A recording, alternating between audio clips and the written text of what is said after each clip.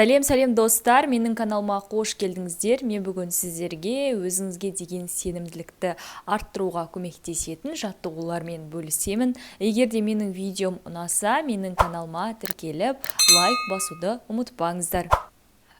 Достар, білесіздер, мен әр видео сайын сіздерге өзіңіздің сенімділігіңізді арттыруға көмектесетін және де әдемі сөйлеуге көмектесетін, дикцияңызды жақсартуға көмектесетін артикуляциялық жаттығулармен және демалу жаттығулармен бөліскен болатынмын. Бірақтан да мен бүгін сіздерге енді өзіңізге деген сенімділікті арттыра отырып, дикциямен қалай оңай жұмыс жасауға болады, осы туралы айтатын боламын. Егер де сіздердің дауыстарыңыз өздеріңізге ұнамайтын болса, және де өз дауысыңызға көңіліңіз толмайтын болса, осы видеоны соңына дейін көруге кеңес беремін. Адамның дауысы оның эмоциялық жағдайына байланысты. Бұл нәрсемен сіздер де келісесіздер деген ойдамын. Өйткені білесіздер, мысалға біз бір нәрсеге өте қатты ашуланып тұрсақ, біздің дауысымыз қатты шығады, және де біз айғайлаған кезде де біздің ащы дауысымыз басқаларға естілетін болады. Ал егер де сіздің ішкі жан дүниеңіз, эмоциялық жағдайыңыз өте жақсы деңгейде, өзіңізді жақсы сезінетін болсаңыз,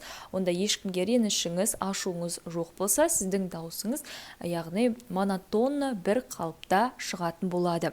Бірақтан да осы ретте жалпы дауыстың шығуы ол әртүрлі ұлттарға байланысты, және де оның эмоциялық жағдайына байланысты, және өзінің комплекстарына байланысты болуы да мүмкін. Мысалға, сіздің эмоциялық жағдайыңыз жақсы болса да, сіздің сырт әлемнен көптеген комплекстарыңыз бар. Мысалы, сіздер үлкен адамға сөйлеуге ұяласыздар, біреулер мысалы ер кісілердің алдында сөйлеуге ұялады. Сол себепті де олардың дауыстары қысылып қалады да, өздері көп сөйлей алмай жатады. Немесе ондай жерге барған кезде мүлдем сөйлемеуге тырысып, үндемей кез келген нәрсеге басын изей береді. Бірақ негізі кез келген ортада өзіңнің ойыңды қысылмай айта білу де өнер болып табылады, және сол себепті де сізге өзіңізге деген сенімділікті арттырып, кез келген ортада өзіңіздің ойыңызды білдіруден бас тартпау қажет. Және де достар, айта кетейін, өзіңе деген сенімділік болмаса, онда сенімді дауыс та болмайды екен. Білесіздер, мысалы, қаншама өзіне сенімді адамдар, олар ешқандай дикцияға арналған жаттығуды жасамай-ақ сенімді түрде өздерінің ойларын білдіреді.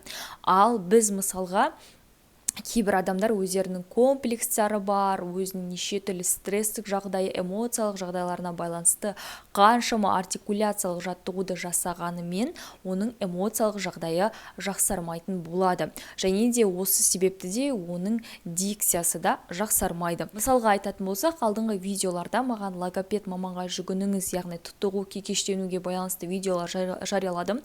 Сол жерде мен яғни көп адамдарға логопед маманға жүгінуге кеңес берген едім, бірақ ол кісілер айтып жатыр, яғни біз логопед маманға жүгінсек те бізде ешқандай нәтиже болған жоқ деп. Өйткені білесіздер, логопед маманға сіздер жүгінгендеріңізбен сіздердің эмоциялық жағдайларыңыз дұрысталмай, сіздің дикцияларыңыз да дұрысталмайды, және сөйлеу мәнеріңіз де өзгермейтін болады. Сол себепті де ең бастысы сіздерге эмоциялық өзіңіздің көңіл күйіңізді реттеуге тырысу қажет. Және де сіздің бойыңызда түрлі комплекстар болса, ол нәрселерден арылу керек. Мысалға айтатын болсақ, мен де бірнеше айлар бойы видео түсірмей кеттім, бірақтан да ол кезде менің эмоциялық жағдайым, яғни бір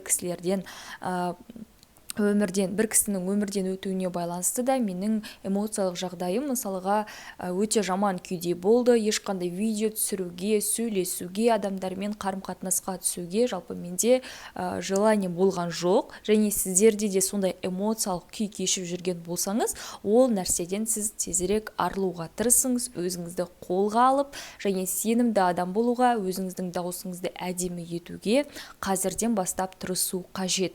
Өйткені білесіздер, мысалға бізге өзіміздің дауысымызды жақсарту үшін қаншама жаттығулар жасау керек. Бірақ ол жаттығуларды жасамас бұрын ең алдымен сіздің эмоциялық күйіңізді жақсарту қажет болады.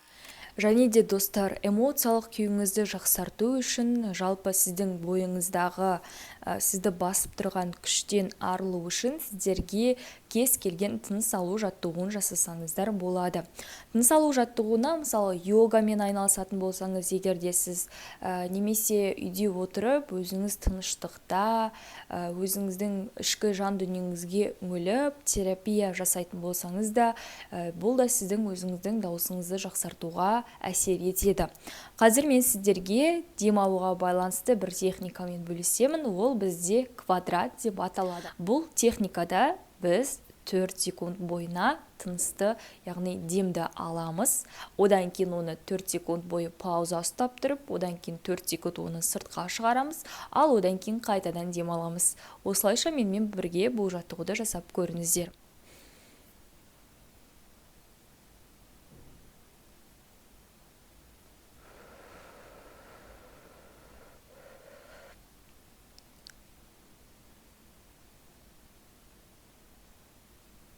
Достар, 4 секунд бойына сіздер демді ішке жинайсыздар, паузада ұстайсыздар, одан кейін қайтадан демді шығарып, және тағы да пауза ұстайсыздар.